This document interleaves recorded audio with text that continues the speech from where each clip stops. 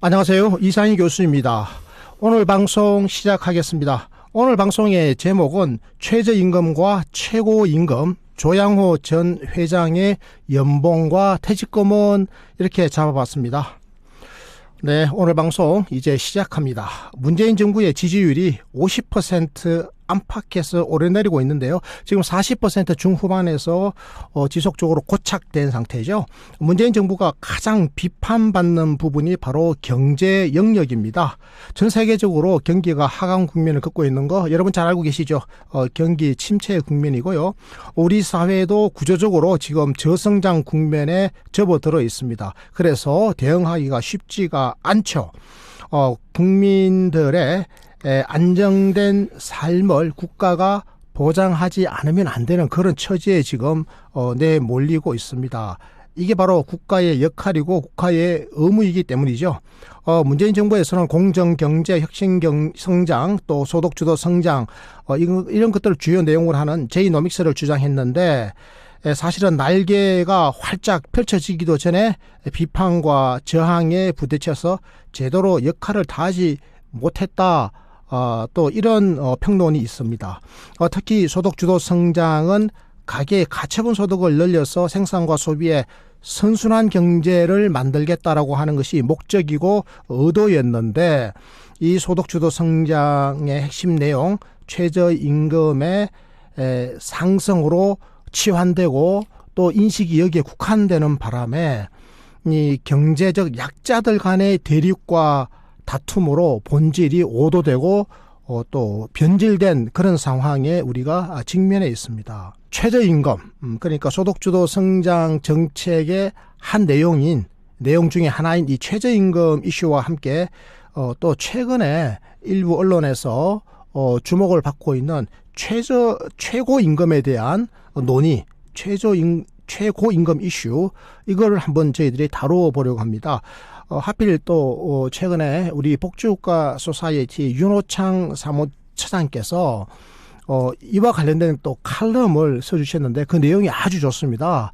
사실 오늘 방송은 고품격 방송이 될 것 같습니다. 네, 윤호창 사무처장님 나와주셨습니다.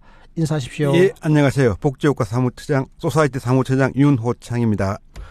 네, 최저임금의 상승에 대다수의 보수 언론들이 비난에 가까운 시선을 보내고 있는 거 우리 국민 여러분, 시청자 여러분 이미 이제 잘 알고 계시는데요.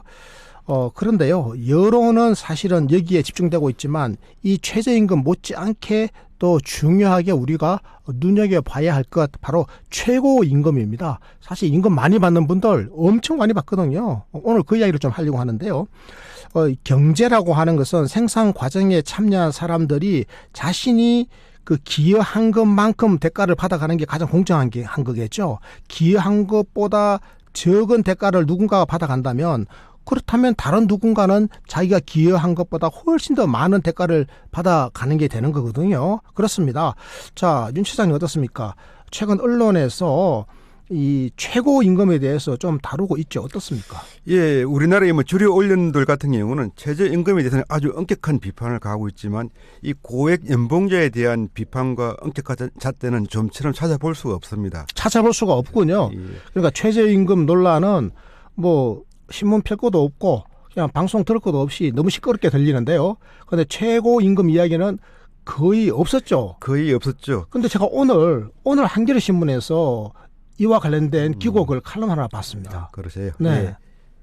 아마 그 대부분의 언론들이 이 좀 자본에 친화적이고 또 최고임금 문제가 또 자신들의 문제하고도 관련돼 있기 때문에 언론에서 이 많이 다루지 않지 않나 이렇게 생각을 합니다. 네, 그러니까 최고임금 이슈가 불거지게 되면 임금을 엄청나게 많이 받는 사람들, 재벌이라든지 우리 사회 이 경제 구조에서 맨 꼭대기에 있는 사람들은 불편할 수밖에 없는데 그 사람들이 역시 언론의 사주들이거나 언론에 중요하게 영향을 미치는 사람들이기 때문에 그렇다 이런 말씀 해주셨는데요. 그렇죠. 예.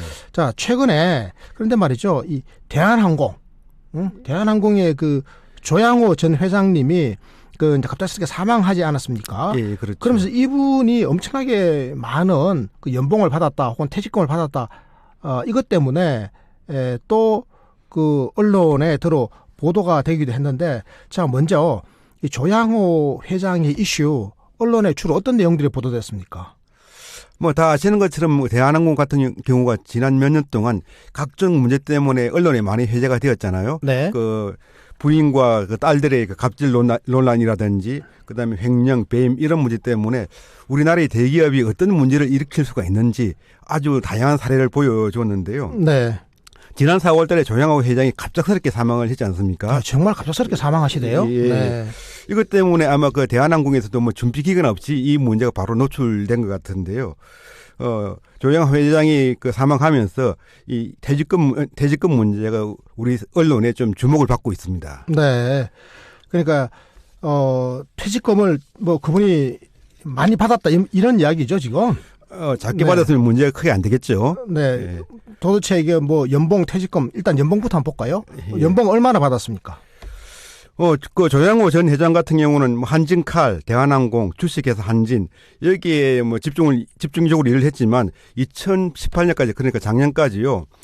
여기 말고도 뭐 진에어라든지 한국공항이라든지 이런 곳의 대표이사로 다 활동을 했었습니다. 그렇기 때문에 이 대한항공만 보더라도 이제 지난해 나온 그 사업 보고서를 보면요. 조양호 회장은 27억의 보수와 4억 3천만 원의 그 상용을 받은 걸로 나와 있습니다. 그러니까 총 31억 3,044만 원의 그 연봉을 이제 수령한 거죠. 이걸 월로 계산을 하면 약 2억 6천만 원 정도 됩니다. 우리 윤호창 처장님이 지금 발음이 좀 불분명해가지고 저도 지금 무슨 말인지 잘 못 알아들었어요. 제가 다시 한번 우리 시청자 여러분들을 위해서 정리를 해드리겠습니다. 그러니까 조양호 전 회장님이 그러니까 한 회사에만 소속돼 있는 게 아니라 여러 회사에 소속돼 있다 이 말씀해 주신 거죠. 그렇죠. 예, 예. 그러니까 뭐 한진칼이라든지 대한항공 또 주식회사 한진 지금 여러 회사에 지금 소속돼 있었던 거죠. 그렇죠. 그 여러 회사에서 대표직을 다 맡고 있었던 거죠. 그러니까요. 대표직을 지금 한진칼, 대한항공, 주식회사 한진. 그리고 또 뭐, 이거 말고도 뭐 진에어라든지 한국공항. 예. 여기도 또 대표이사나 회장 자격이 있었죠. 예. 그러니까 이분이 지금,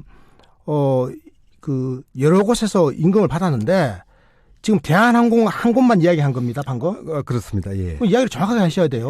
지금 막 얼벙무려가지고 이야기를 하시니까 지금 시청자들 오해를 하실 수가 있어요. 지금 여러 회사에서 대표이사나 회장 자격을 가지고 일을 하셨는데 대한항공 사업 보고서 지금 하나만 말씀하신 거죠. 그렇습니다. 예. 자, 대한항공만 보니까 대한항공이 지난 1년 동안에 연봉을 얼마 받았다고요? 31억 3천만 원 정도 받은 거죠. 아니죠. 연봉은 27억을 받았네요. 예. 연봉은 27억을 받았고, 아니네요. 27억이 보수였고, 월급이었고, 그리고 4억 3천만 원이 상여금이었네요. 그렇습니다. 그러니까 월 보수 1년치과 합친 거, 여기에다가 상여금을 더하니까 한 31억은 받았네요. 맞죠? 그렇죠. 예. 자, 그러니까 대한항공에서만 지금 31억 원을 1년 동안 받은 겁니다. 예. 연봉 1억이네요. 대한항공에서. 그렇죠. 자, 또 다른 곳에서도 받았겠죠? 이제 한진칼 회장으로 있는데 한진칼에서는 26억을 받았습니다. 자, 한진칼에서 26억 받았습니다. 예. 네, 아까 대한항공에서 31억 받았고 1년 동안에 연봉을 한진칼에서 26억을 받았습니다. 또 그 한진 회장으로 12억 정도를 받았고요. 자, 주식회사 한진에서 11억 뭐 좀 넘게 받았네요. 한 11억 정도 받았네요. 또 그다음에 그 진에어 회장으로 한 15억 정도 받았습니다. 자, 진에어 회장으로 또 15억을 또 받았네요. 예.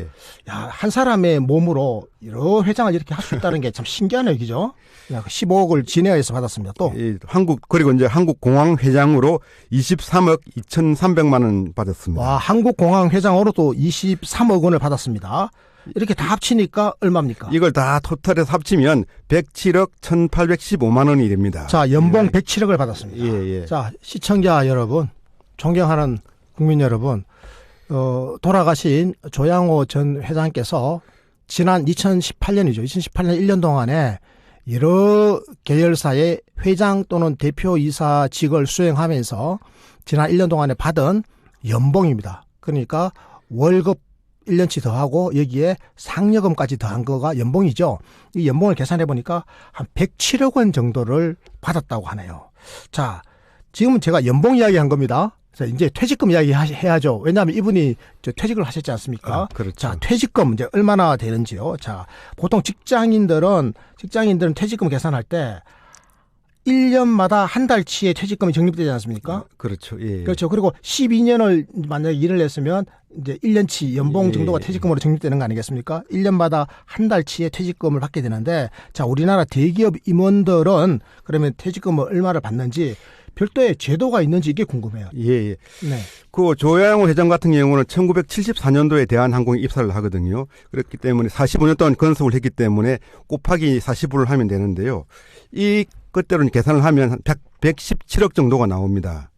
그런데 여기서 끝이 아니고요. 대기업 임원들 같은 경우는 곱하기 배수 제도가 있습니다. 그래서 2015년도 3월 달에 이제 대한항공 주주총회가 열리는데 여기에서 이제 회장에 한해서는 곱하기 6배수를 해준다는 그 의결을 합니다. 자, 정리해 볼게요.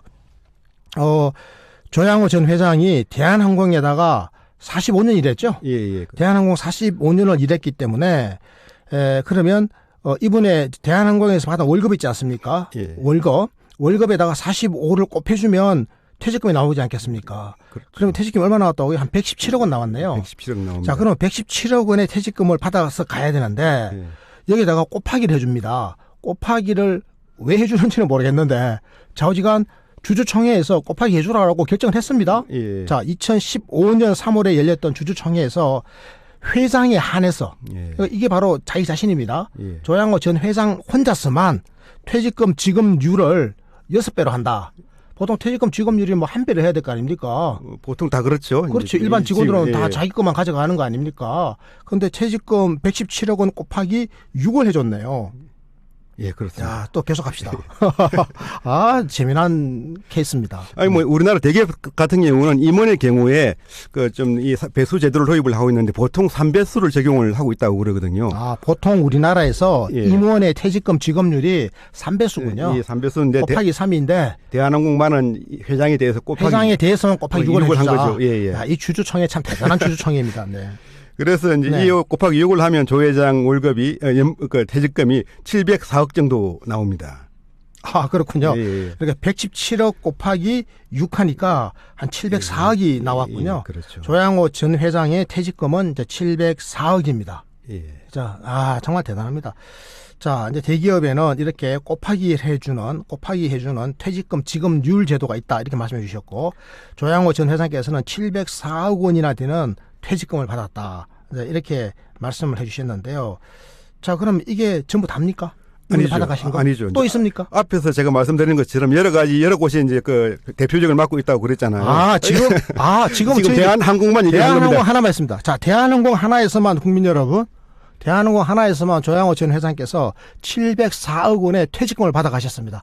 자, 그런데 이분이 대한항공에만 적을 두고 있는 게 아니라 계열사, 칼 계열사에 여러 곳에 아까 적을 두고 있다고 제가 말씀드렸지 않습니까? 뭐 예를 들면 한진칼이라든지 주식회사 한진, 진에어, 한국공항 이런 곳에다가 지금 대표이사나 회장직을 맡고 있었기 때문에 또 이곳에서 하나하나 또 퇴직금 계산 다 해야 되겠네요. 그렇죠. 그게 해야 이제 합산이 나오는 거죠. 한번 해봅시다. 뭐 대한항공 좀 전에 말씀을 드렸고요. 네네.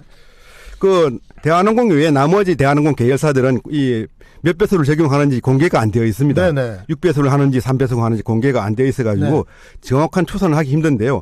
만약 그 일반 기업대로 3배수를 적용한다고 하면 한 1,465억 정도 나오고요. 3배수를 적용한다고 하면? 네.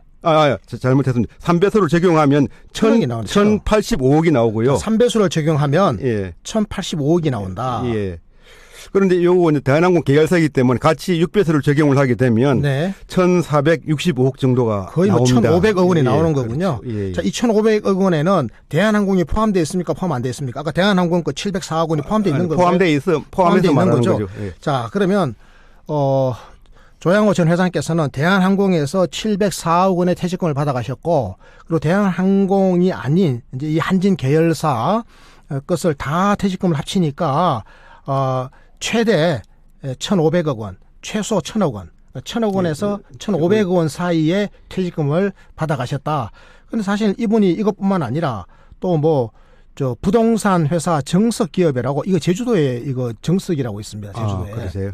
이렇게 이 재단 비슷한 것도 있고 좌우지간 정석이라고 하는 게 있더라고요. 땅이 있으니까 그게.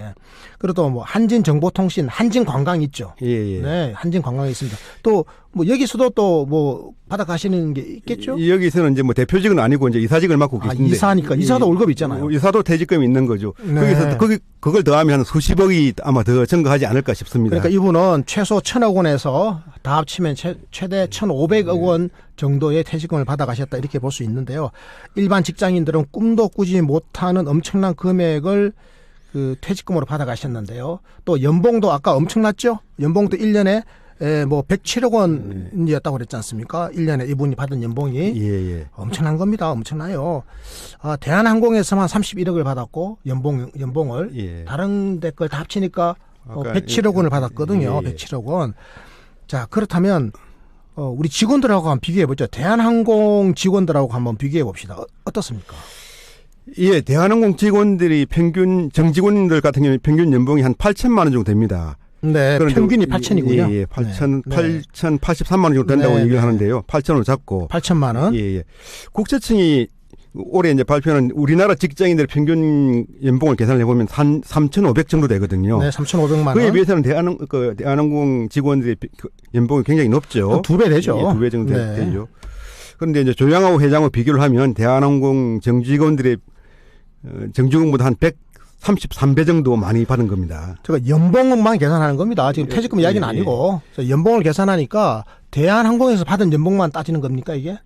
자, 대한항공에서 받은 연봉이 예. 지금 대한항공 정직원들의 평균 연봉보다 133배 많이 받았다. 예.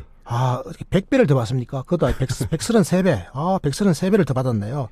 자, 이 엄청난 돈을 받고 있는데요. 이게 지금 일종의 최고 임금의 한도가 없으니까 이런 일이 벌어지는 거 아니겠습니까? 그렇죠. 자, 그러면 다른 나라에서는 이런 최고 임금, 이런 거대한 최고 임금 때문에 혹시 사회의 문제, 정치 사회적으로 문제가 제기된 적이 있습니까? 없습니까? 다른 나라에서. 있습니다. 해가지고 네.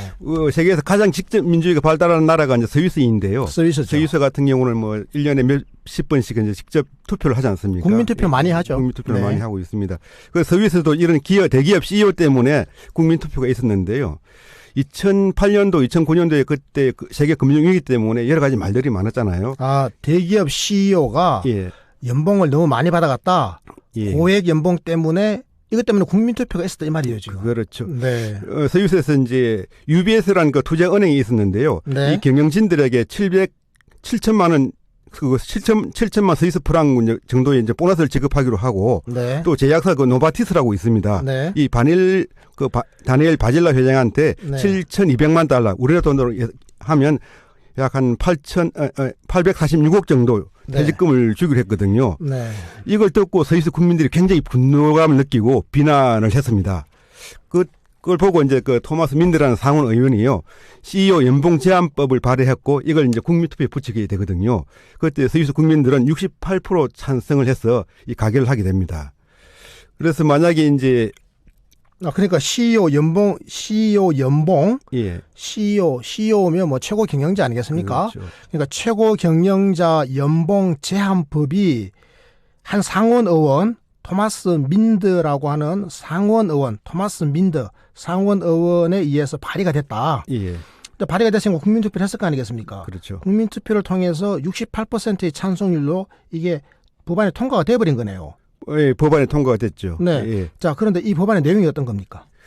그래서 CEO 급여를 정할 때는 어쨌든 그 주주총회 승인을 받아야 하고 네. 이를 어길 경우에는 6년 동안 이제 받았던 급여들을 그 벌금으로 내거나 이 3년 이하의 징역에 처하도록 되어 있습니다. 그리고 회사들은 이제 인수 합병할 때 많은 그 인센티브를 받지 않습니까? 이런 것도 받지 못하도록 하고 있습니다. 그러니까 CEO의 급여에 대해서 주주총회의 승인을 받아야 한다. 예. 근데 CEO 급여에 대해서는 주주총회에 보통 승인을 받지 않습니까? 아마 스위스 안 받는 걸로 되어 여기는 있었거든요. 안 그랬던 네. 모양입니다. 막 줬군요. 예. 네. 자, 그러니까 어쨌건 CEO 연봉에 최고 경영자 연봉에 제한을 두는 법률이 국민투표를 통해서 압도적 그 찬성률이 한 3분의 2 정도의 찬성률로 통과됐다는 사실을 지금 이제 설명해 주셨고요. 자, 그런데 이게 지금 뭐 2013년에 그 외신을 통해서 보도됐던 내용인데 이 스위스 한 기업에서 그 최저임금과 최고임금의 격차를 제한하는, 그러니까 스위스에서, 그러니까 이게 지금 모든 기업에 대한 이야기입니다, 그죠? 스위스에서 기업 안에서 그렇죠. 그 기업 내부에서 최저임금 받는 사람하고 최고임금 받는 사람의 그 임금 격차죠. 예. 임금 격차를 일정한 비율로 제한하자라고 하는 그런 법이 발의가 된 거죠. 그렇죠. 이제 CEO 연금 제한법의 영향을 받아가지고요. 네네네. 좀 더 급진적인 이제 법안이 제출되게 되는데요. 네네. 이 한 기업 내에서 최저임금과 최고임금의 차이를 12배 이상 두지 말자. 이게 이제 국민 발의로 그 시작이 됩니다. 아, 그러니까 한 기업 내에서 예.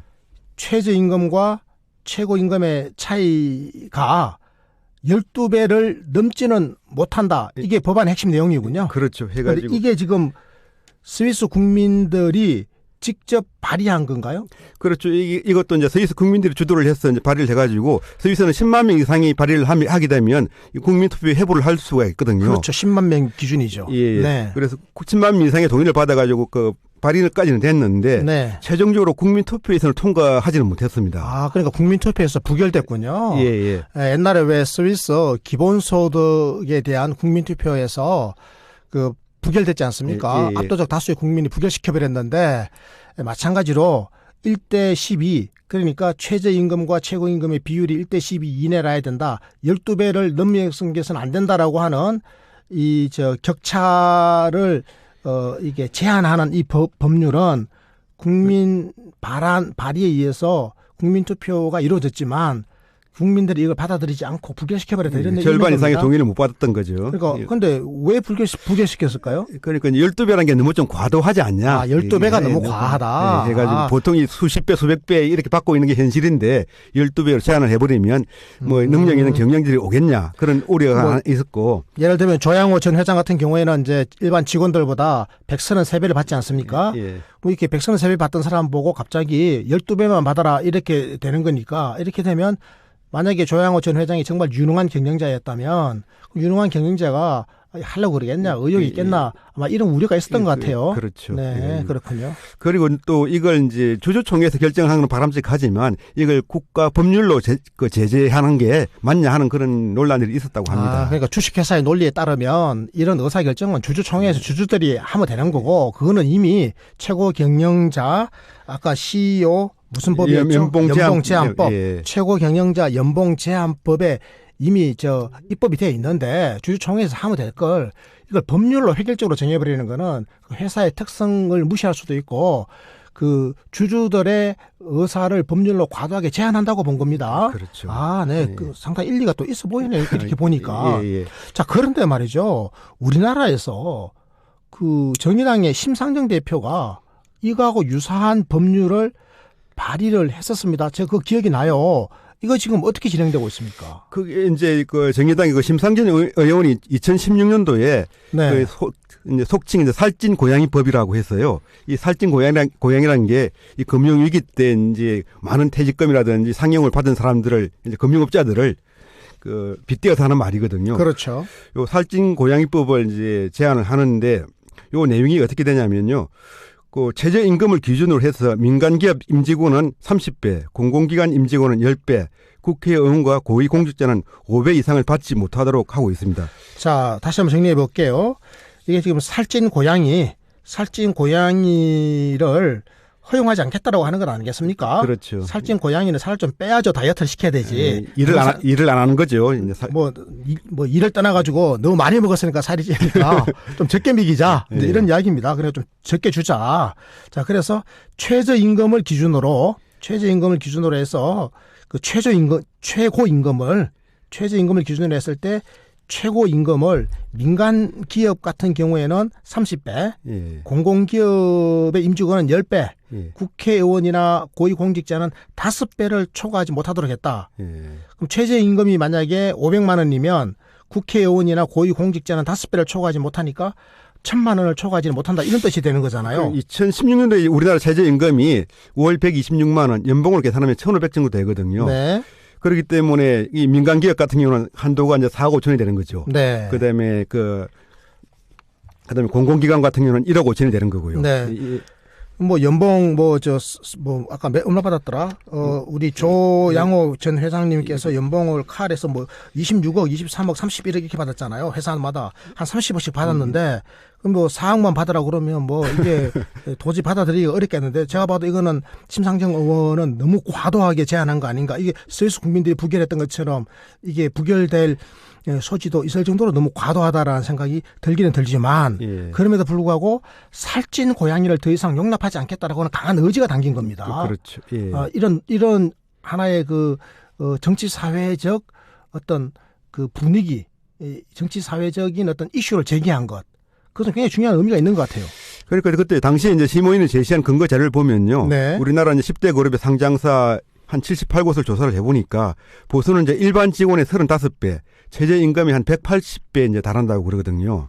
자, 최저임금이 180배 되는 거를 최저임금의 30배만 받아라 이렇게 이야기한 거잖아요. 그렇죠. 상당히 이제 최저임금의 180배를 좀 급진적이죠. 30배를 받아라 그러면 싫어하죠. 180배를 뭐 한 60배를 받아라 그런다라든지 예. 아니면 90배를 받아라든지 하면 모르겠는데 30배 받아라 그러면 엄청 반발하죠, 그죠? 네. 그리고 뭐 공공기관 같은 경우도 이제 우리는 323개 이제 공기관을 조사를 했는데 네. 그 중에 이제 1억 5천 이상의 연봉을 받는 사람이 한 130군데 네. 정도 된다고 하거든요. 네. 그래서 이제 보통은 이제 이 임금 소득에서 상위 10%와 하위 10%가 우리나라가 한 11배 정도 차이가 난다고 그럽니다. 네. OECD 평균이 한 5 내지 7배 정도 기준인데 상당히 우리나라가 이제 이 격차가 심한 거죠. 격차가 심하네요. 예, 예. 네. 이런 걸 좀 제어하기 위해서 국회에서 이런 논의를 해보자고 했는데 네. 다른 수많은 법들처럼 뭐 공론화가 안 됐었죠. 공론화를 이제 하는데 실패하고 결국은 이제 살찐 고양이는 이제 잡지를 못하고 이 법안 자체가 지금 서고에서 잠자고 있다 이렇게 되어버리는 겁니다. 예, 그렇죠. 자, 이 법안을 다시 꺼내가지고 어떻게 살찐 고양이를 좀 어떻게 잡아야 될 것 같은데, 기죠. 자, 그런데 말입니다. 그렇게 하려면 이제 다른 나라에는 어떤 사례가 있는지 한번 살펴보면 좋을 것 같아요. 다른 나라에 이런 사례가 있을까요? 일반적인 회사라면 뭐 창업주나 대표들이 자신의 이익을 극대화하는 것이 뭐 굉장히 자연스러운 것 아니겠습니까? 그렇죠. 뭐 일반 사실 뭐 조양호 전 회장도 자기 아버지에게서 물려받은 거잖아요. 예. 자기 아버지가 창업주지 않습니까? 그러니까 뭐 아버지가 만든 회사 또 내가 물려받았고 그래서 이거는 어차피 내 거니까 내가 뭐 여기서 이익을 극대화해야지 이런 생각하는 거는 일반적으로 기존에 우리의 관행이었단 말이죠. 예. 익숙해져 있는 거거든요. 자, 그런데 어떻습니까? 이거 좀 뭐 바꿀 가능성이 있을까요? 뭐 그러니까 좀 세계적으로 좀 특이한 사례가 있는데요. 우리나라 같은 경우도 협동조합법이 일어나면서 많은 분들이 이제 스페인의 몬드라곤에서 한두 번 들어봤을 겁니다. 그렇죠. 예, 예. 몬드라곤 같은 경우는 스페인에서 고용 창출 3위, 그다음에 재계 세율 7위 정도 되고요. 매출 순위는 8위 정도에 되는 아주 대기업입니다. 네, 고용 창출이 스페인 전체에서 3등이란 말이죠. 예, 예. 2014년 기준으로 매출이 한 30조 정도 되는데요. 네. 이 매출 순위를 따지면 우리나라에서도 한 6, 7위 정도에 해당되는 순위입니다. 그러니까 스페인에서 재계 서열이 7위인데 예. 우리나라로 가져오더라도 한 7위 되는 예. 거네요. 그렇죠. 우리나라하고 비슷하죠. 네, 그런데 굉장한 기업이네요. 예. 네. 뭐 1956년도에 이제 스페인의 이제 바스크 지방에서 이 시작을 네. 하는데요. 네. 이제 호세 마리아 신부라고 이분의 지도하에 노동자 5명이 모여가지고 처음으로 이제 그 난로 공장을 만듭니다. 지금 한 60여 년 지났는데요. 지금 62년 지난 상태에서는 지금 그룹 산하에 257개의 협동조합과 회사들이 있고요. 그다음에 15개 연구센터, 그 전체 직원이 한 7만 4천 명 정도 됩니다. 어쨌든 협동조합이 자본주의 여러 가지 이런 임금 격차라든지 그다음에 그 경영의 비민주성, 그다음에 노사 문제 이런 걸 대안적으로 해결하기 위해서 이제 협동조합을 만들었었는데 이 스페인의 그 경우를 보면 굉장히 특이한 그 모습을 볼 수가 있습니다. 네, 그러니까 직원이 7만 4천 명이나 된다 그러네요. 그러니까 처음에 만들어졌을 때는 스페인 그 아주 북동부 바스크 지역의 조그마한 도시 몬드라곤에서 1956년에 한 신부 이름이 돈 호세 마리아네요. 돈 호세 마리아 신부의 지도하에 5명의 조합원이 모여서 만들었던 이 노동자 협동조합 회사, 그러니까 석유 난로 회사인데요. 이 공장, 석유 난로를 만드는 공장 이름이 울고라고 하는 울고. 이 울고를 이제 설립해서 60년이 지나가지고 지금은 몬드라곤이라고 하는 협동조합 회사 그룹이 형성됐는데 직원이 무려 7만 4천 명이나 되고 스페인 그 재계 서열 7위가 되고 고용 창출 능력은 스페인에서 3등이라고 해요. 엄청난 이 몬드라곤 협동조합이라고 하는 것은 노동자가 직접 소유하고 또 직접 경영하는 기업이다. 발생되는 수입이 노동자들에게 고르게 분배되는 기업의 세계적인 대명사가 됐다. 이렇게 설명해 주셨습니다. 자, 그런데 이 몬드라곤 협동조합 그룹에서는 우리가 오늘 다루는 주제 있죠. 최저임금과 최고임금의 격차. 이 차이에 대해서는 어떤 정책을 펴고 있는지 이걸 지금 설명해 주시려고 하는 것 아닙니까? 그렇죠. 네. 이제 보통 일반 기업들 같은 경우는 주식을 많이 가지고 있는 소수가 모든 의사결정도 다 하지 않습니까? 주주총회에서 형식적으로는 이제 그렇게 결정을 하죠. 그렇죠. 네. 이제 이 몬드라곤 협동조합에서는 어쨌든 노동자가 총회에서 그 최고 경제를 뽑고 선출을 하고요. 또 네. 잘못하면 해임할 수도 있고 또 이에 대해서 어떻게 배분할 건지 모든 결정들을 하고 있거든요. 그래서 이 노동자 총회에서는 설립 초기부터 최고 임금과 최저임금의 차이를 1대4로 정했습니다. 상당히 이제 오랫동안 이제 이 전통을 유지를 해왔는데요. 때문에 이제 이 세계 기업사에서는 이 몬드라곤 모델을 보고 이 노동자의 천국, 경영자의 지옥이라고 얘기를 해왔습니다. 제가 만약에 굉장히 유능한 경영자라면 저는 몬드라곤에 가서 일 안 하고 싶어요. 노동자들보다 4배밖에 못 받는다면 저는 여기 가서 일하느니 영국이나 독일이나 미국 가서 일하죠. 그렇죠. 그런 이제 유능한 경영자들은 계속 빠져나가겠죠. 웬만한 헌신성이 없으면. 네. 그래서 이제 이런 문제가 내부에서 계속돼 있기 때문에 몬드라곤에서는 오랫동안 이 문제를 고민을 하다가 최근에는 1대8까지 늘어났습니다. 그 최고 임금을 8배까지 준다는 얘기죠. 8배. 그러니까 노동자들에게 만약에 200만 원 주면 경영자에게는 800만 원 준다는 건 아닙니까? 그죠? 200만 원 주면 1600만 원 주는 거네. 좀 낫네요. 네, 좀 낫네. 그리고 심상정 의원보다는 좀 나은데요?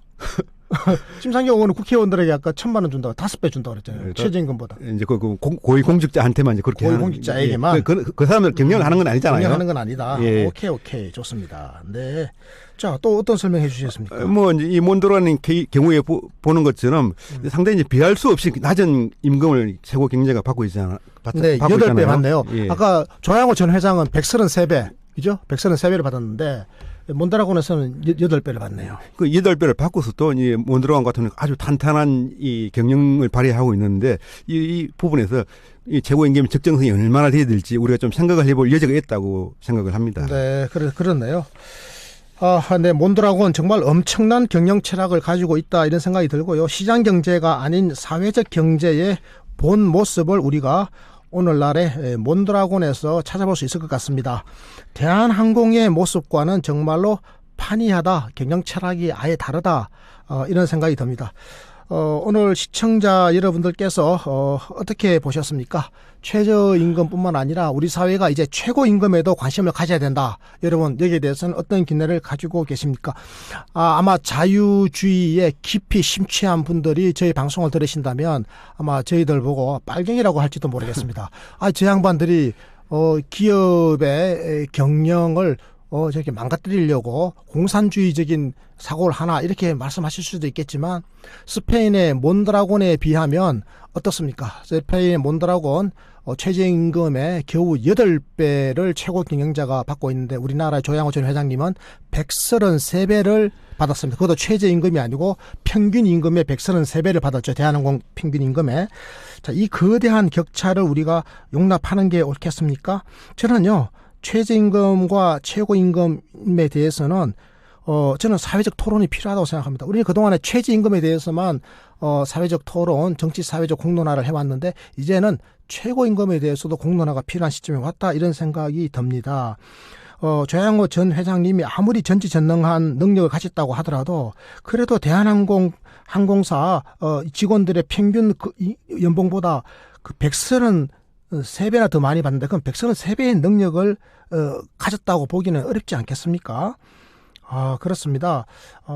이제 오늘 방송은 마칠 때가 다 가는데요. 자, 윤 시장님 마무리 말씀 주십시오. 예, 경제란 말이 단순히 돈벌이가 아니라 경세재민의 준말이잖아요. 경세재민이라는 말이 세상을 경영을 하고 어쨌든 민초들을 구제한다는 그런 의미인데요. 이런 경제란 말을 좀 다시 생각을 해봐야 될 것 같습니다. 우리 사회 같은 경우는 이런 경제의 기본적인 철학이 부족했기 때문에 단순히 경제라는 건 돈벌이 그다음에 아무리 최고임금을 받더라도 사회적인 제재 같은 걸 못했었는데요.